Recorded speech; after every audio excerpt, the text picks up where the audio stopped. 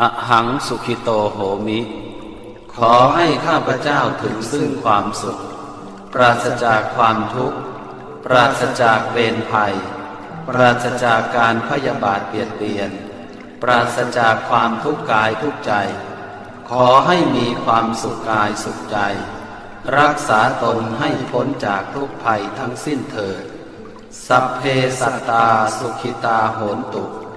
สัตว์ทั้งหลายที่เป็นเพื่อนทุกข์เกิดแก่เจ็บตายด้วยกันทั้งหมดทั้งสิ้นจงเป็นสุขเถิดอย่าได้มีเวรซึ่งกันและกันเลยอย่าได้พยาบาทเบียดเบียนซึ่งกันและกันเลยอย่าได้มีความทุกข์กายทุกข์ใจเลยขอให้มีความสุขกายสุขใจรักษาตนให้พ้นจากทุกภัยทั้งสิ้นเถิด